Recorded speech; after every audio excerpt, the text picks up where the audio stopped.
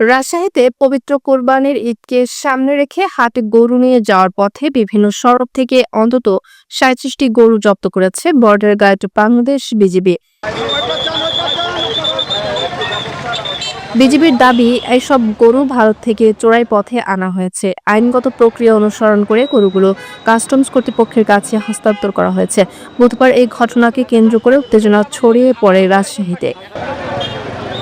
গরুর মালিক ও হাট সংশ্লিষ্ট ব্যক্তিরা বিজিবি অফিস ঘেরাওয়ের চেষ্টা করেন। তারা অভিযোগ করেন, বৈধ কাগজপত্র থাকা সত্ত্বেও তাদের গরু জব্দ করা হয়েছে। এ সময় বিক্ষুব্ধ ব্যবসায়ীরা বিজিবি লীগ স্লোগান দিয়ে প্রতিবাদ জানান। গরুর মালিকরা জানান, তারা স্থানীয় হাট ও গ্রামাঞ্চল থেকে গরু কিনে কোরবানির বাজারে নিয়ে যাচ্ছিলেন।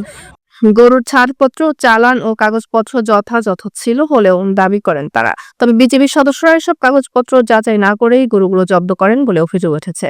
রাজশাহীর বিজেপির সেক্টর কমান্ডার দাবি করেছেন, জব্দ করা গরুগুলো ভারত থেকে অবৈধ পথে আনা হয়েছিল। আইন অনুযায়ী ব্যবস্থা নিয়ে গরুগুলো কাস্টমস অফিসে হস্তান্তর করা হয়েছে। এ নিয়ে স্থানীয় ব্যবসায়ী ও হাট কর্তৃপক্ষের মধ্যে উত্তেজনা বিরাজ করছে।